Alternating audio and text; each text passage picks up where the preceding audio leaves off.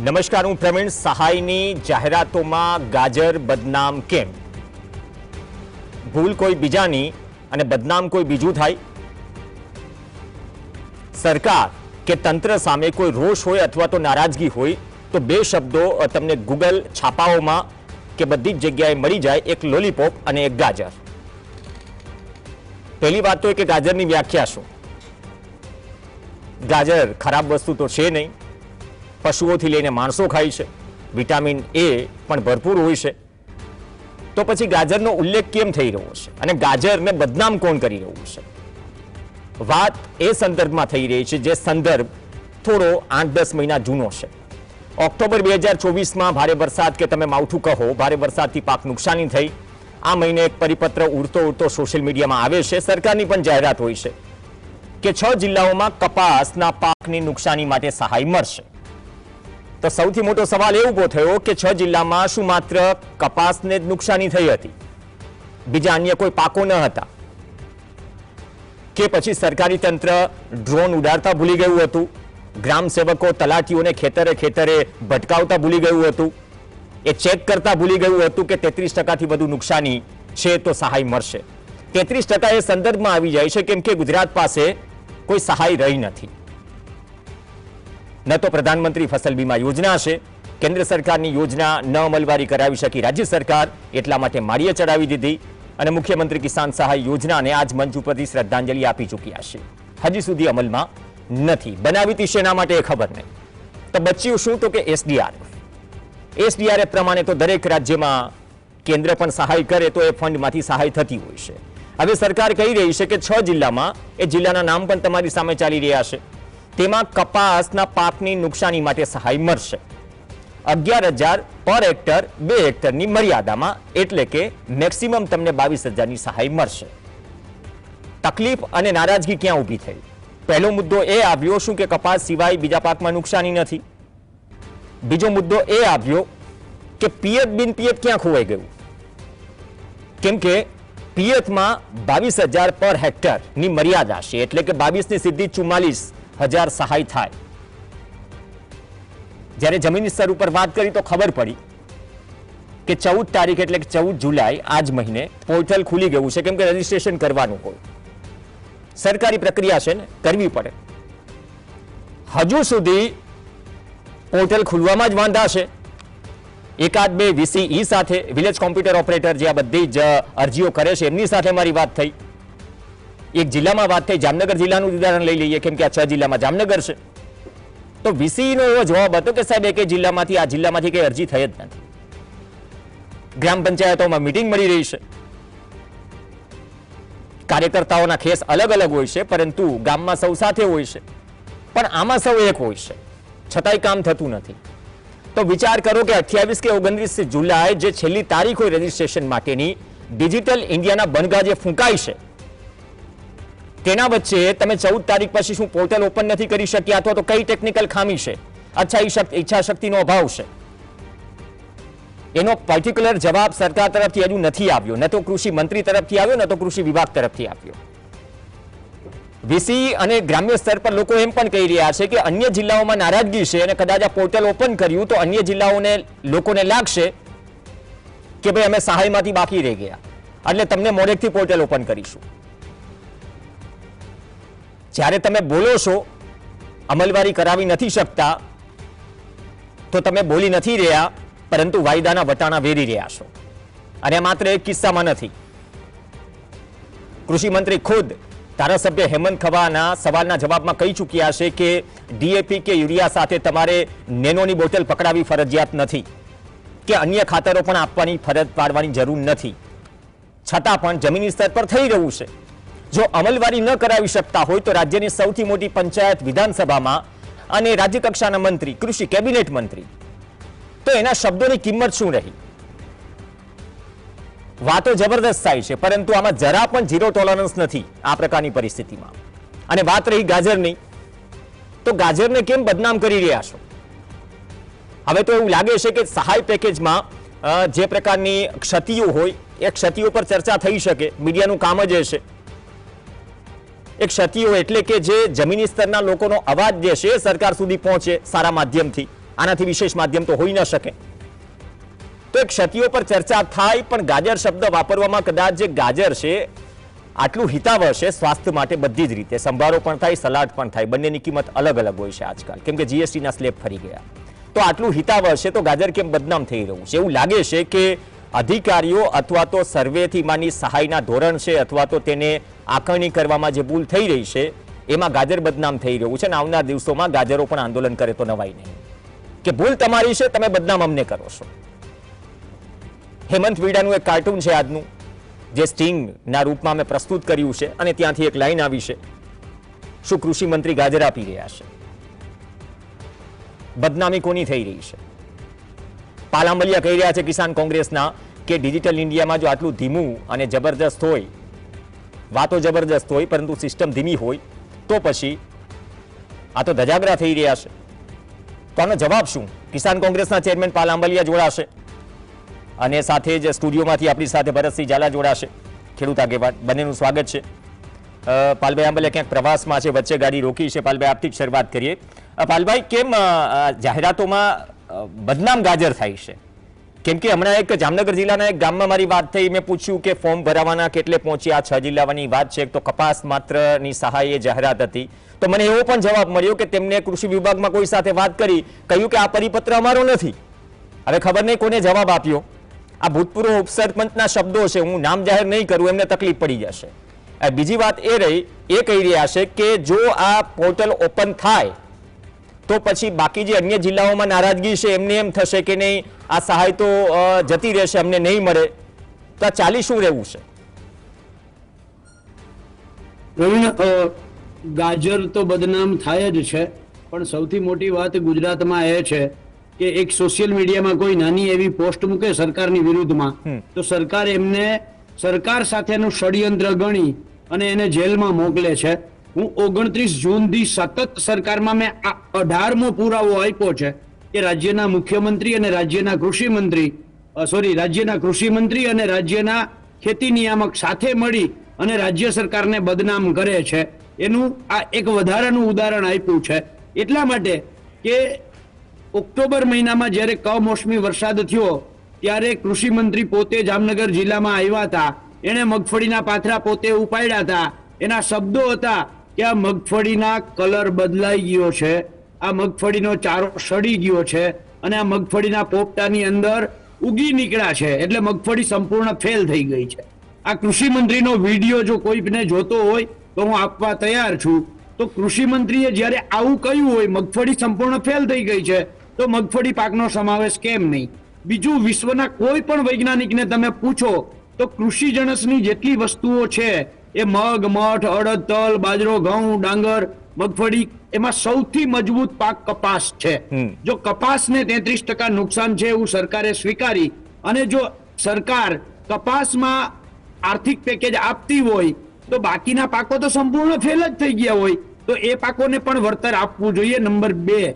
Number 3, અત્યારે ગામડાઓમાં એવી વાત છે કે જે ખેડૂતોએ મગફળી વાવી હશે, ટેકામાં વેચી હશે, એ ખેડૂતોને કપાસનો રાહત પેકેજ મળશે નહીં.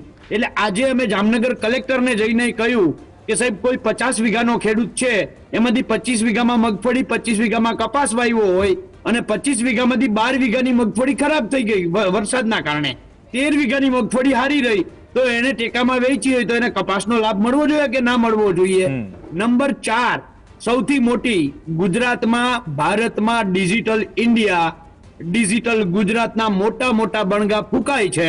અને દુઃખ અને આશ્ચર્યની વાત એ છે કે રાજ્ય સરકારના પરિપત્રમાં 14 તારીખથી 28 જુલાઈની વચ્ચે આ ઓનલાઈન કરવાનું હતું. આજે 25 જુલાઈ થઈ છે, 12 દિવસ થયા છે. આખા ગુજરાતમાં 6 જિલ્લામાં એક પણ ગામની અંદર આ ફોર્મ ભરાયું નથી. એટલે આ ડિજિટલ ઇન્ડિયાના જે પ્લેટફોર્મ છે, જેના ભરપૂર વખાણ થાય છે, એના ધજાગરા ઉડાડે છે. એટલે ખેડૂતોના નામે દરેક વખતે કાં તો લોલીપોપ આપવામાં આવે છે, કાં તો કોણીએ ગોળ ચોટાડવામાં આવે છે, અથવા તો લટકતું ગાજર આપી દેવામાં આવે છે, જે કોઈ દિવસ મોઢામાં જ આવે નહીં. ગાજરના તમે વખાણ કર્યા, વિટામિન યુક્ત છે, ગાજર ખાવામાં ખૂબ સારું, સંભારો શાક બધું જ થાય, અથાણું થાય, પણ ગાજર હાથમાં આવે તો નહીં તો આગળ લટકે છે, તમારા મોઢામાં આવવાનું જ નથી. એટલે લટકતું ગાજર અમે લઈ અને આજે જામનગર કલેક્ટરને એક આવેદન આપવા ગયા હતા. અને હું ફરીથી કહું છું, કોઈ ફેસબુકમાં સોશિયલ મીડિયામાં સામાન્ય યુવાન છે પોતાની ભડાસ કાઢે છે, સરકારને બદનામ નથી કરતો. બદનામ ખરેખર ગાંધીનગર સચિવાલયમાં, ગાંધીનગર કેબિનેટ મંત્રાલયમાં બેસી અને રાજ્યના કૃષિ મંત્રી સરકારને બદનામ કરવાનું ષડયંત્ર કરે છે. રાજ્યના ખેતી નિયામક કૃષિ ભવનમાં બેસી અને સરકારને બદનામ કરવાનું ષડયંત્ર કરે છે. એની સામે એક્શન લેવા જોઈએ. પ્રવીણભાઈ, હું માફી માંગુ છું, અત્યારે મારે જામનગર શહેરના દિગુભા જાડેજા પદગ્રહણ સમારોહ છે, સમારોહમાંથી ઉઠી અને વચ્ચેથી આવ્યો છું, એટલે હું આપની વચ્ચેથી રજા પર એક જ મિનિટ જોઈએ છે તમારી, એક જ મિનિટ જોઈએ. તમે જે મગફળી અને કપાસનું જે ઉદાહરણ આપ્યું કે ટેકાના ભાવે વેચી દીધી અથવા તો પછી કેમ બાકીના કપાસની એના માટે સહાય ના મળે, આ જે પરિપત્ર છે જે મેં કહ્યું કે કૃષિ વિભાગમાંથી કેટલાક લોકો એમ કહે છે આ તો મેં બહાર પાડ્યો જ નથી. અરે સાહેબ, કેસ કરી દો. શું મજાકની વાત કરી રહ્યા છો? કેબિનેટ મંત્રીની ઓફિસમાંથી તમે વાત કરી રહ્યા છો. આમાં જે પરિપત્ર છે જે ફરી રહ્યો છે એમાં ઓગસ્ટ અને સપ્ટેમ્બર 2024માં જે ખાસ કૃષિ પેકેજની સહાય મેળવી હશે તો ઓક્ટોબર 2024ની સહાયનો લાભ મળવા પાત્ર નહીં રહે. એનો મતલબ શું સમજવો?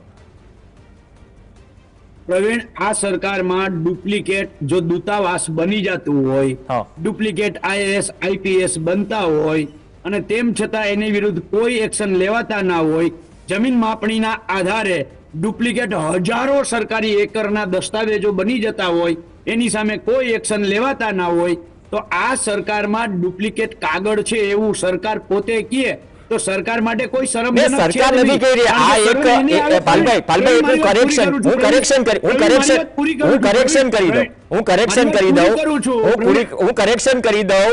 કૃષિ મંત્રીના જ વિસ્તારમાંથી એક ગામના પૂર્વ ઉપસરપંચે જ્યારે આ પરિપત્ર વિશે વાત કરી ત્યારે એમને એવો જવાબ મળ્યો એવું એમનું કહેવું છે. તો મતલબ કે નીચેથી તમે જે સવાલ કરો છો તો જવાબ આ મળી રહ્યો છે. પ્રવીણ, હું એ જ કહેતો હતો કે શરમ એને આવે કે જેને શરમ હોય. આ સરકારનો તો નાક જ કાપીને એ લોકો નેવે મૂકીને આવ્યા છે. નાક વગરની સરકાર છે, આને કોઈ શરમ ના આવે. આ ભરતસિંહ ઝાલા અત્યારે હયાત છે, એમને પૂછો કે અગાઉ આજથી 30 વર્ષ પહેલા સરકાર વિરુદ્ધ છાપામાં 2 લીટી લખાતી ને તો સરકાર દોડતી થતી હતી.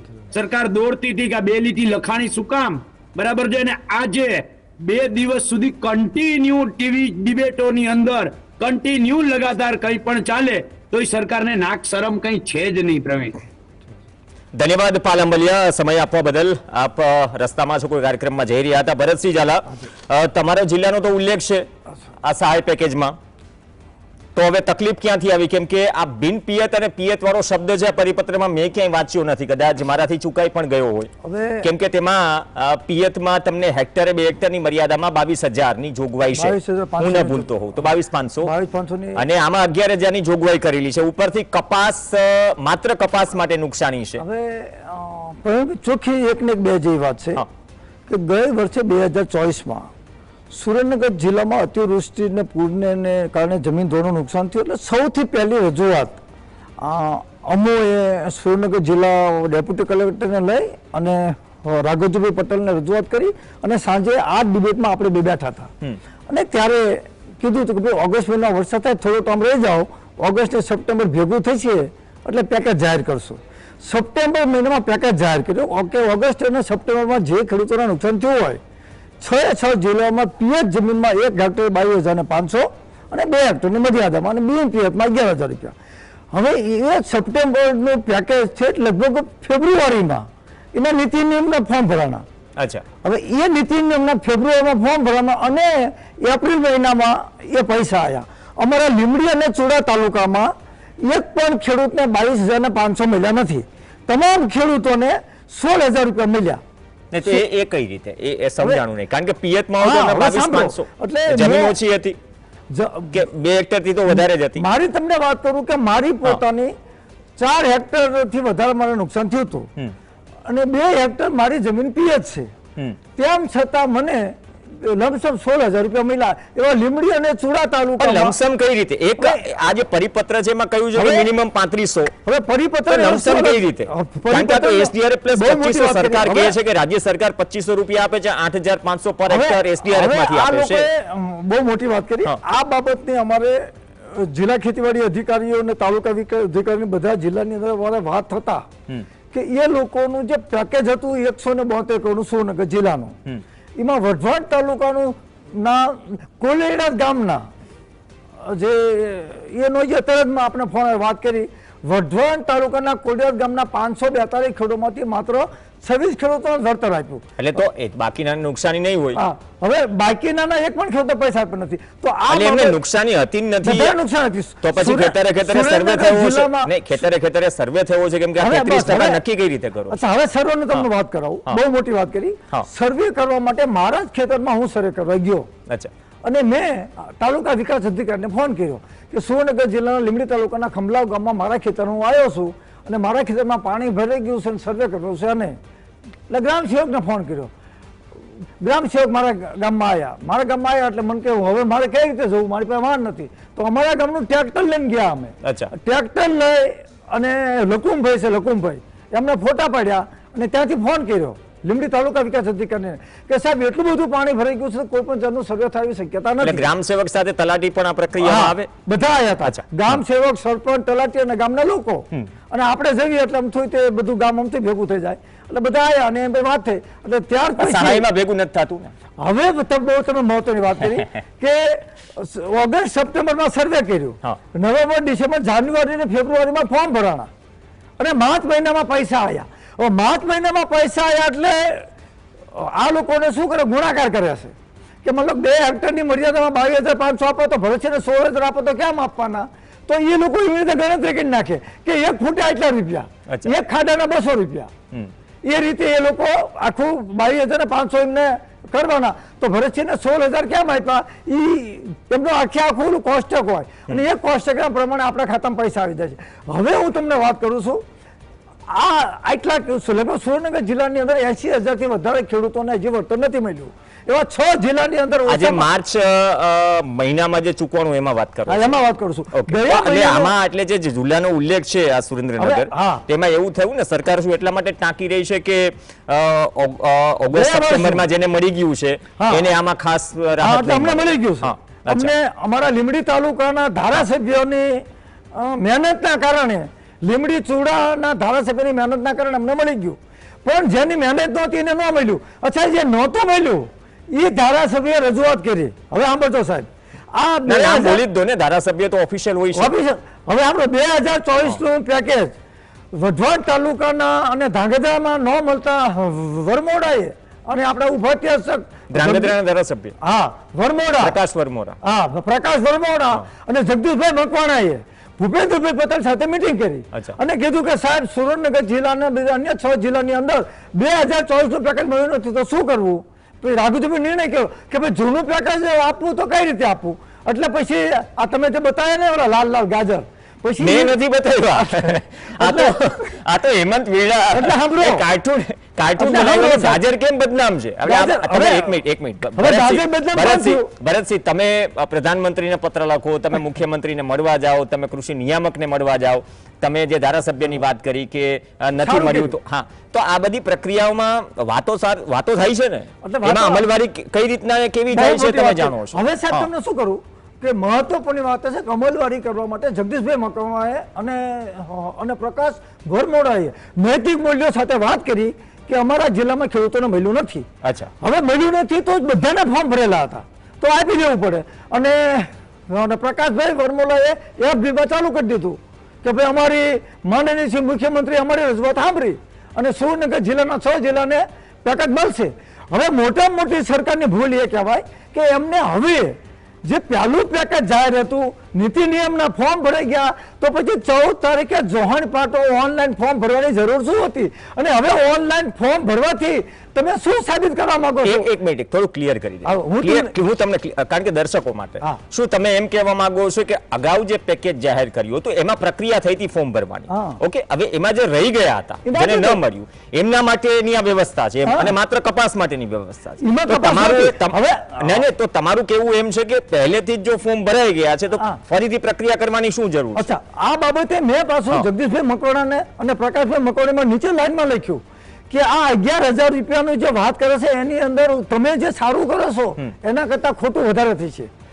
અને આવી વસ્તુ કોઈ દિવસ બને જ નહીં. એવું કઈ રીતે ખોટું કઈ રીતે થઈ શકે? ખોટું એ રીતે થાય સાહેબ કે તમારું 2000 ઓગસ્ટ અને સપ્ટેમ્બર મહિનામાં નીતિ નિયમના ફોર્મ ભરાઈ ગયા અને સરકારે પેકેજ જાહેર કર્યું કે સુરેન્દ્રનગર જિલ્લામાં 172 કરોડ, જુનાગઢમાં એટલા, જામનગરમાં એટલા, એમ કરીને ટોટલ 2100 કરોડનું કંઈક 2200 કરોડનું પેકેજ હતું. એ પેકેજ નક્કી થઈ ગયું, એમાંથી એમને પેકેજ ન આપ્યું અને રહી ગયા અને પછી રજૂઆત થાય અને પછી એમ કે માત્ર કપાસ જ આપવામાં આવશે. તો એના કરતા જે બાકી રહી ગયા છે એને 2 હેક્ટરની મર્યાદામાં જ આપવાનું હતું. એમને જ માત્ર કપાસનો જે રહી ગયા છે એમને કપાસ સિવાયના પાકમાં નુકસાની હશે તો નહીં મળશે ને? આપવું જ પડે. નહીં મળશે, આ પરિપત્ર મુજબ મળશે. હું એ જ કહું છું આ પરિપત્ર જે રહી ગયા છે, આ નવો જે પરિપત્ર કે જાહેરાત છે તો માત્ર કપાસ પૂરતી છે.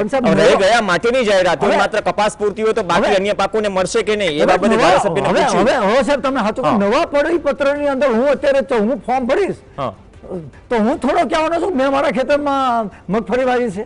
એ તો પાણીપત્રક થી ખબર નહીં પડી. પાણીપત્ર કોણ ભરે છે? નહીં, કેમ નથી? ક્યાંય નથી થતું એ બધું. અરે ડિરેક્ટર ઓફ એગ્રીકલ્ચર, અરે ભરતસિંહ, આટલા સરસ ફૂલ ગુલાબી આંકડા રોજ મીડિયા પાસે આવે છે અઠવાડિયે કે નહીં ને આ અઠવાડિયે ખરીફનું આટલું વાવેતર થયું, આંકડા આવે છે ક્યાંથી? આપણા માધ્યમથી કહું છું તમને કૃષિ વિભાગના મંત્રાલયને કે આવતીકાલે સ્કેનમાં બતાવે કે એક તાલુકાના એક ગામમાં કે ભાઈ આ પાક વાયો છે, મને બતાવી દો તો ખરા કહી દો મારો સર્વે નંબર 4 સર્વે નંબરમાં છે, મને સરકાર બતાવી દે મેં શું વાવ્યું છે.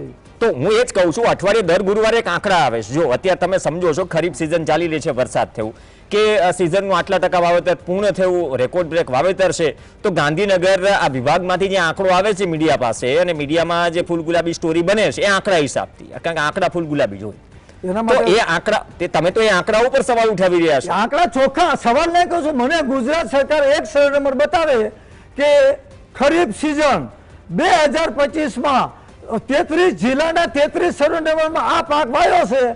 કાલ બતાવી દે, ચાલો પ્રોએક્ટિવ માહિતી આપી દે. જાહેર માહિતી અધિકારીની ફરજ છે.